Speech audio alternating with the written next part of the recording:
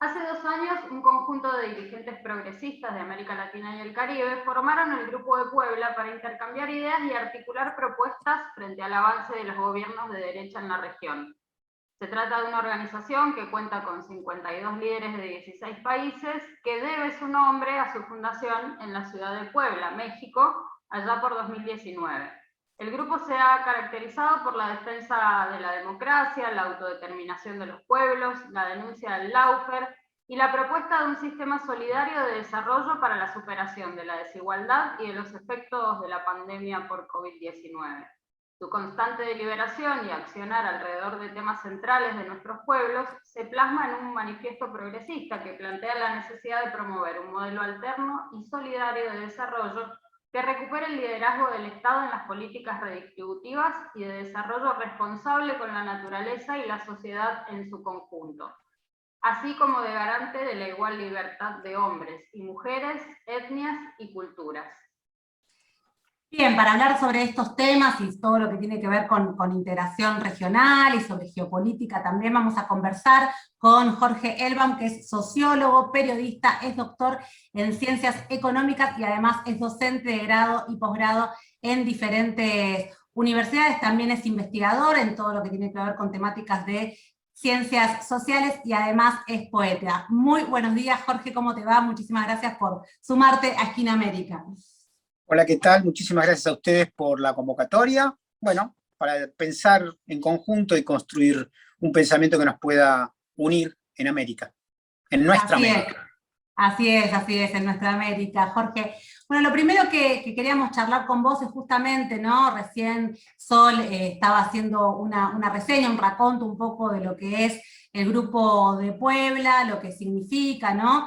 Y lo primero que queríamos charlar con vos es esto, ¿no? Si el grupo está logrando una consolidación, digamos, en nuestra región para poder pensar en instancias de unidad, teniendo en cuenta también que el Grupo de Lima, ¿no? Que sería como la contraposición, el espacio de América Latina que representa o representaba, podríamos ya decir en pasado, los intereses más conservadores de Washington, teniendo en cuenta justamente que hasta el Grupo de Lima hoy ha perdido la referencia geográfica simbólica con la reciente salida del Perú. Entonces, en ese sentido, preguntarte, ¿no? Si el Grupo de Puebla tiene este potencial de aunar los esfuerzos de integración regional y cómo podés evaluar estos dos espacios, ¿no? ¿Qué análisis, qué balance podés compartirnos al respecto?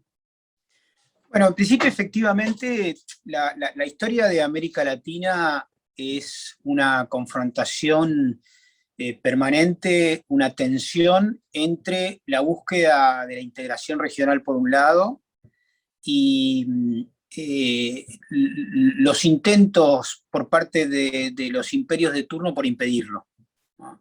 Uno puede ver esto inicialmente incluso en los procesos emancipatorios de principios del siglo XIX, cuando Artigas, San Martín, Belgrano, Bolívar pretendieron construir una patria grande, una América Latina unida, y se vieron enfrentados por la incidencia de las lógicas coloniales de la época para impedir este proceso. Tuvo muchos intentos posteriores y siempre con la oposición injerencista en segundo momento del Reino Unido de Gran Bretaña, y desde hace un siglo por Estados Unidos. Es decir, si hay algo que la dominación geopolítica no quiere, es que América Latina esté unida. Y en ese sentido, no quiere que esté unida porque sería demasiado poderosa, porque se convertiría en una región, en un mercado común enorme. Al día de hoy, América Latina y el Caribe es la primera productora mundial de alimentos, si lo pensamos en términos integrales. Es el segundo o el tercer bloque productor de energía a nivel global. Es decir, sería un poder enorme que Estados Unidos, que sigue considerando a la región como su patio trasero, busca y requiere su subdivisión, su fragmentación, sus peleas y rencillas mínimas, impone esa lógica, y bueno, la realidad es que esa tensión sigue existiendo. Hoy por hoy, el Grupo de Puebla se constituyó efectivamente hace 2 años como una búsqueda con un eje claro entre México y Buenos Aires, para promover aquello que se intentó en diferentes oportunidades, la última de las cuales fue la UNASUR y el ALBA, ¿no? Dos intentos paralelos de articulación, paralelos y juxtapuestos al mismo tiempo, ¿no? Bueno, si la CELAC será ese espacio, si dentro de la OEA habrá que constituir un subgrupo que se llame Grupo Puebla, para de alguna manera ponerle límites a la lógica injerencista de los Estados Unidos, es lo que tendremos que trabajar sin duda desde las relaciones internacionales, desde la diplomacia, pero también de la diplomacia de los pueblos, ¿no? Buscando entre las distintas fracciones y espacios políticos, los movimientos sociales, los organismos de derechos humanos, los movimientos de mujeres, una articulación por abajo que exija y que posibilite también las articulaciones por arriba. Bueno, un poquito te adelantabas, Jorge, pero recientemente Jake Sullivan, que es el principal asesor de Joe Biden en cuestiones de seguridad, visitó nuestro país, visitó la Argentina, bueno, con un grupo de funcionarios y con una agenda variada.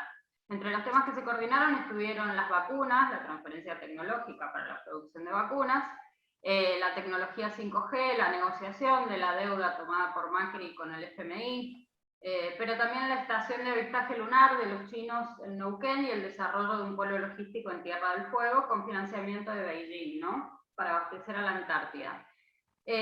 ¿Vos cómo evaluás hasta el momento la gestión de Joe Biden en política exterior? ¿Crees que hay diferencias con la administración de Donald Trump? Yo creo que hay diferencias de forma. Sobre todo en relaciones exteriores. Sí hay diferencia de forma en política interior dentro de Estados Unidos, ¿no? A nivel exterior, Estados Unidos está condicionado fuertemente por una estructura económica y un complejo militar industrial que requiere y necesita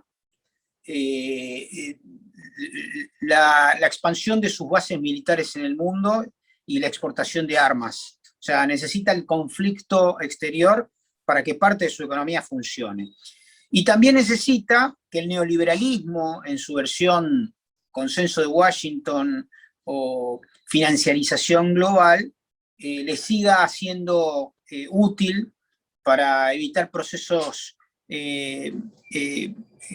económicos negativos al interior de Estados Unidos. En ese sentido, creo que la política exterior de Biden cambia las formas de la prepotencia trumpista, pero no el fondo. Es decir, es la misma política, buscarán con otras herramientas un poco más diplomáticas, con diálogo, con más zanahoria, digamos, en términos menos palo y más zanahoria, pero están obligados por la naturaleza de su proceso de desarrollo a continuar con una lógica injerencista, de invasiones, de bloqueos y de condicionamientos de todos aquellos que en realidad quienes consideran inferiores, ¿no? Como América Latina, por ejemplo. Y bueno, justamente Jorge recién mencionaba, Sol, te preguntábamos por la visita, o comentábamos la visita de Jake Sullivan. ¿Qué significó esta visita? Estuvo acá en Argentina, en Brasil. ¿Qué nos podés contar de esto, ¿no? Sobre todo pensando en el tablero geopolítico, por los temas, ¿no?, que se abordaron, que se trataron en las conversaciones, en las reuniones que hubo al respecto.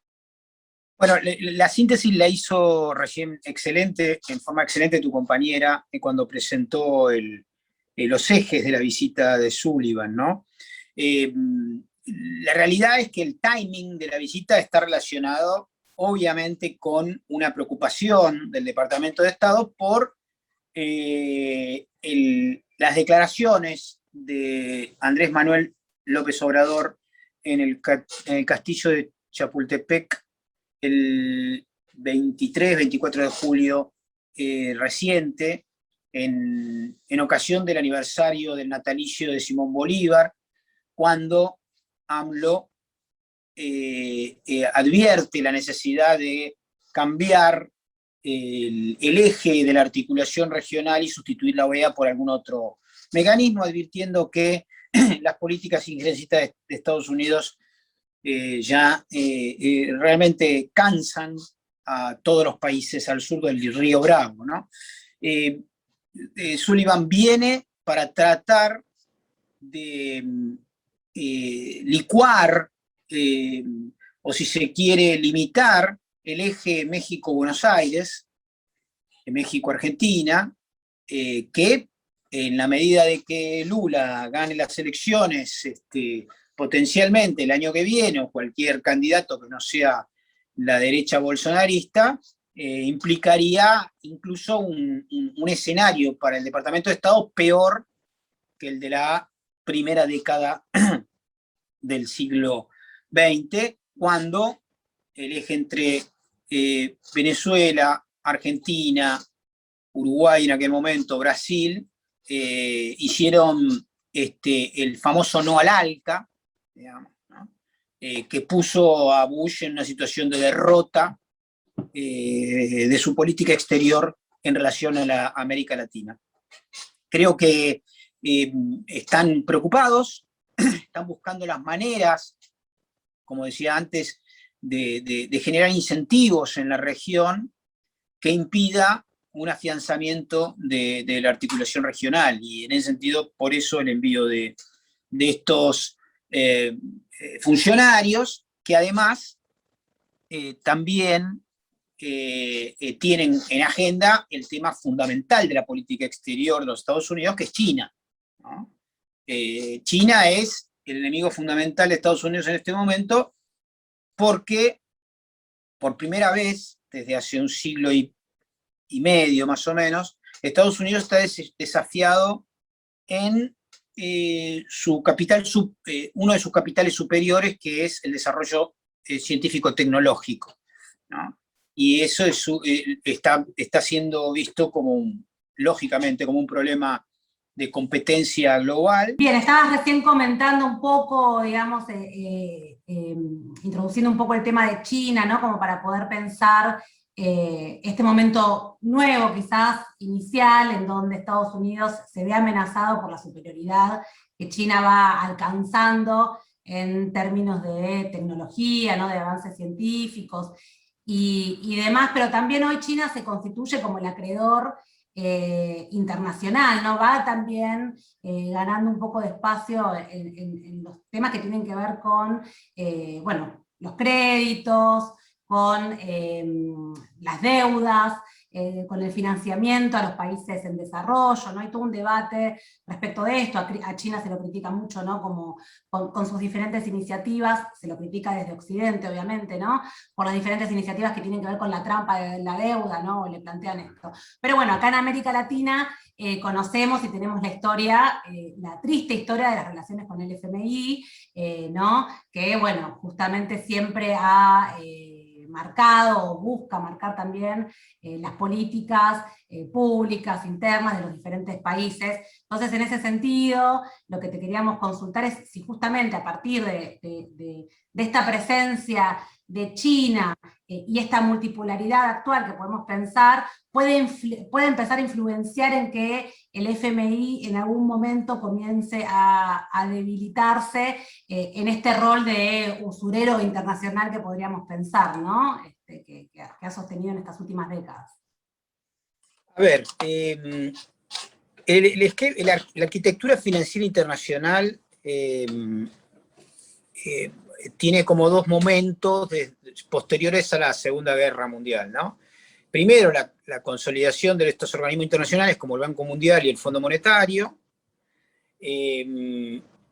con un objetivo que se desvirtuó claramente desde el inicio y que tuvo una mutación muy fuerte a partir de la emergencia del neoliberalismo en los años 70 del siglo pasado, ¿no? A partir básicamente del supuesto unilateralismo planteado con el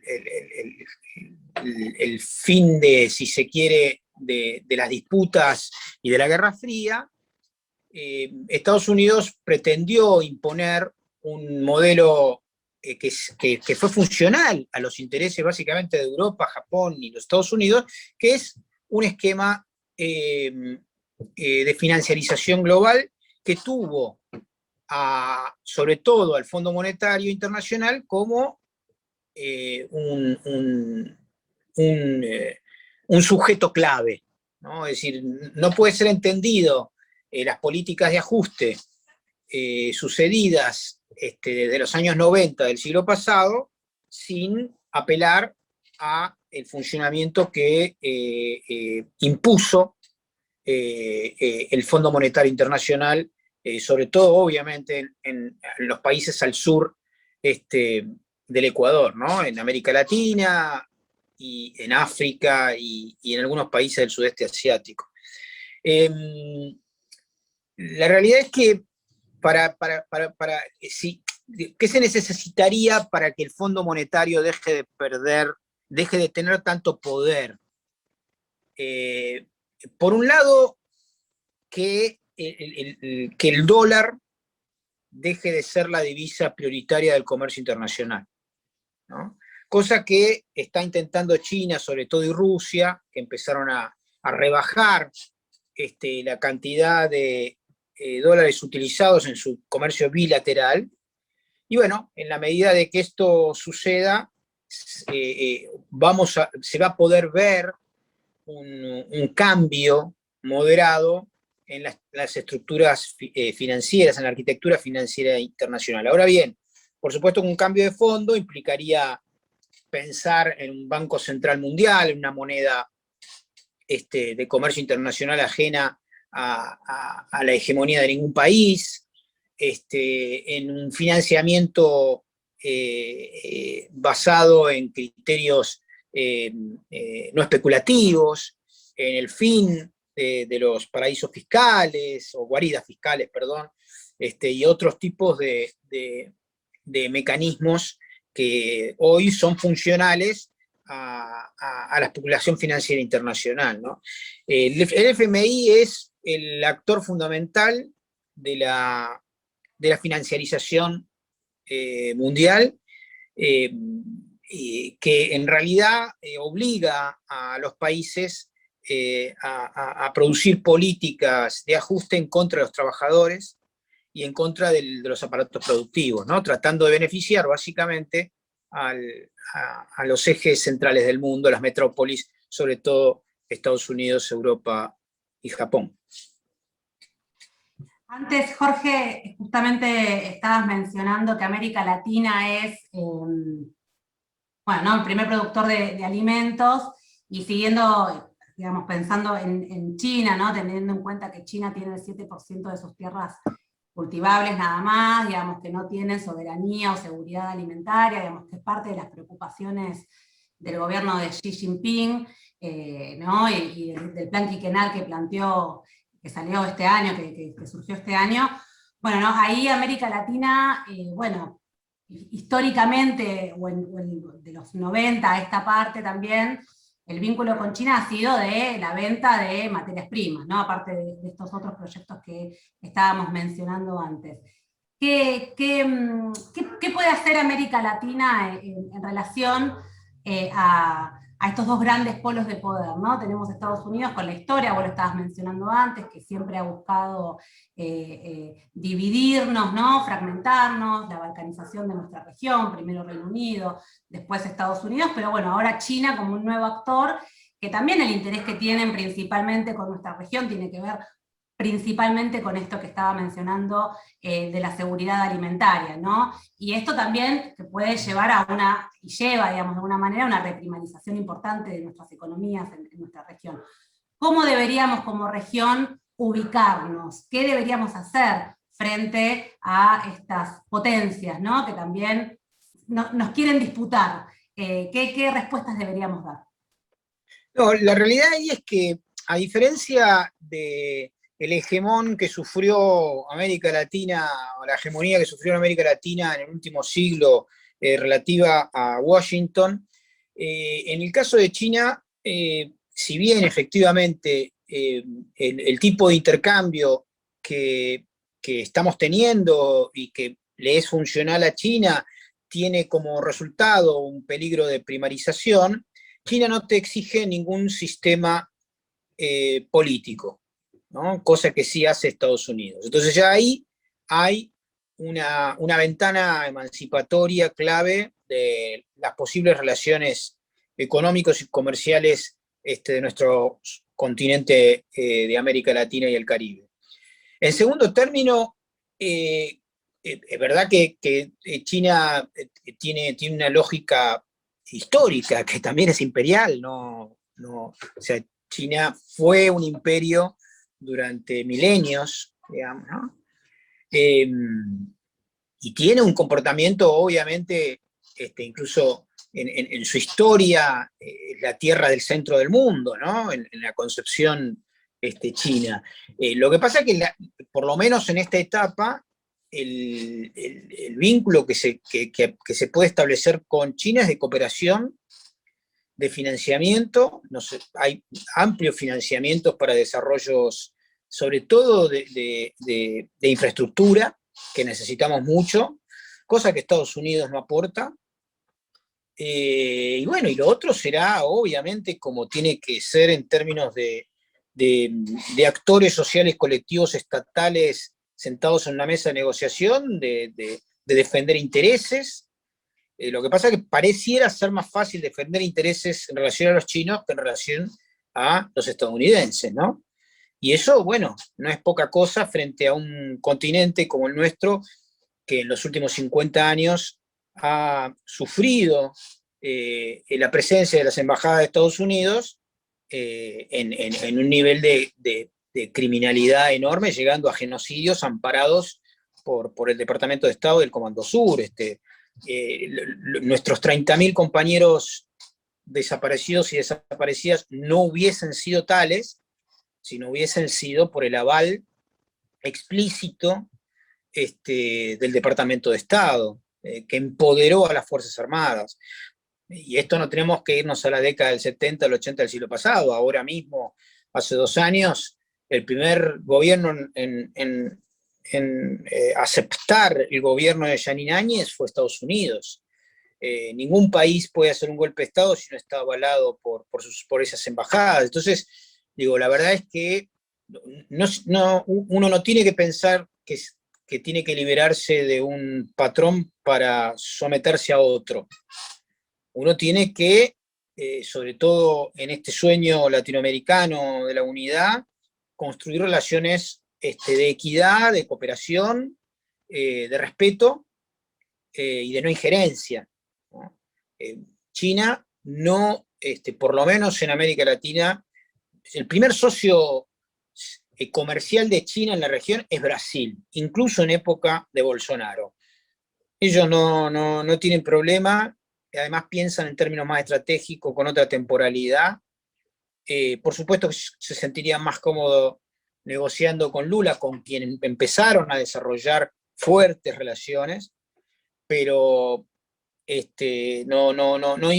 no participan de la política interna de Brasil, ni de la Argentina, ni la de Perú, ni la de México. En ese sentido, creo que hay más posibilidades para América Latina de establecer puentes con China y Rusia sin duda, que con Estados Unidos.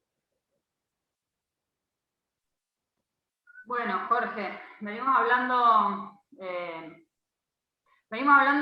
de la estructura, de la geopolítica, digamos, recién mencionabas con mucha claridad la organización de las relaciones internacionales y, bueno, la estructura financiera internacional, ¿no? Con sus actores, con sus mecanismos. Lo cierto es que entendemos que eso son algunos de los aspectos de la realidad, pero en Esquina América siempre nos interesa hablar de los aspectos culturales de la colonización. Y bueno, particularmente en este siglo, donde hay profundas transformaciones, ¿no? que se han ido como incluso hasta catalizando, podríamos decir, con la pandemia, y que tienen que ver con la digitalización de la vida, tienen que ver con distintos medios que se han abierto muy profundamente para llegar a las poblaciones. Algunos teóricos hablan de que estamos en un momento de guerras de quinta generación, que conjugan múltiples formas, digamos, de acción, donde el trabajo sobre la formación de las representaciones sociales y de la conciencia de las poblaciones tiene una importancia crucial.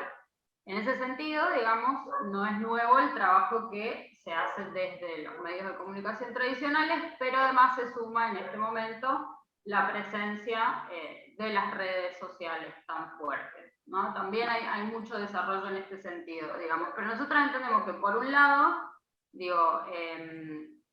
se tratan de medios donde los poderes concentrados pueden accionar para influir en la formación de la conciencia, y al mismo tiempo también de un espacio donde se pueden tejer relaciones políticas desde las bases, donde se democratiza la palabra de alguna manera. Entonces, digamos, son como dos elementos que parecieran contradictorios, pero lo cierto es que no podemos decir que simplemente son mecanismos son medios para influir, sino también pueden ser medios para organizar en este momento. ¿Crees que es así, digamos? ¿Qué podrías decir al respecto? ¿Ves que tiene cierta potencialidad este espacio digital para las nuevas formas de organización política o no? Comparto totalmente. A ver, recordame tu nombre porque no lo veo acá. Sol. Comparto, ¿no? ¿Qué quiero decir que comparto? Que, o sea, en la historia del desarrollo cultural, vamos a meternos solamente en la modernidad. El mundo de lo simbólico es el mundo de la política. Digamos, no hay política por fuera de lo simbólico. Toda producción simbólica, sea un pictograma, un texto, un tweet, funciona en términos de construcción de sentido común. Es un espacio imprescindible para dar la batalla. Por supuesto que en pandemia eso se hizo como además mucho más evidente, pero de ninguna manera aquellos que sustentamos posiciones emancipatorias podemos dejarle ese espacio a los grupos más conservadores, más tradicionalistas, porque además implicaría dejarle la modernidad, o eso que se supone, o como lo moderno, lo tecnológico, en aras de un proceso si se quiere, de conservadurismo, etc. Entonces digo, por supuesto que es un espacio de pelea, de lucha, de construcción, de persuasión, es un espacio político. Y en política, como bien dijo un muchacho que se llamaba Maquiavelo, no existe el espacio vacío, ¿no? Lo que no se ocupa, lo ocupa el otro. Y en ese sentido creo que hay una disputa clave, estamos aprendiendo mucho, enhorabuena, se está creciendo bastante, pero falta coordinación, ¿no? Falta coordinación, y eso es organización popular, o en su versión de Rousseau, voluntad popular, en su versión más latinoamericana, poder popular, ¿no? Hay que construir formas de articulación porque el poder emancipatorio reside en el vínculo entre grandes mayorías sociales que disputan espacios económicos, políticos, comunicacionales a las minorías adineradas que compran sujetos, bots, periodistas, robots, inteligencia artificial, etc. Es un espacio indudablemente de disputa, hay que aprenderlo, hay que manejarlo y no hay que tenerle miedo. Pienso en algunos autores del siglo XIX cuando empezaron a reflexionar sobre cómo estaban cambiando las calles de París para evitar que los sectores populares puedan ocuparlas en comunas, en barricadas, etc. Entonces abrieron grandes avenidas para que puedan pasar los carros militares, ¿no? Y poder atacar a la organización popular autogestionada, ¿no? Bueno, hay que tratar de entender cómo funciona la oligarquía conceptual y también la económica, entender esas armas, aprenderlas y disputarlas sin duda en su terreno. Bien, pasó por Esquina América Jorge Elbaum, que es periodista, sociólogo, además es investigador y docente. Muchísimas gracias, Jorge, por estas palabras, por este ratito compartido. La verdad que nos dejás muchas reflexiones para poder seguir pensando nuestra región, pensar también nuestras potencialidades con esto último que nos estabas compartiendo, que es tan importante, ¿no? El poder seguir construyendo el poder popular. Bueno, Magalí, Sol, muchas gracias a ustedes, a disposición, contento de poder compartir con gente joven que viene haciendo comunicación y que trabaja para construir un pensamiento colectivo emancipatorio. Muchas gracias y nos vemos la próxima. Dale, nos vemos la próxima. Un abrazo. Hasta luego. Chao. Chao, chao.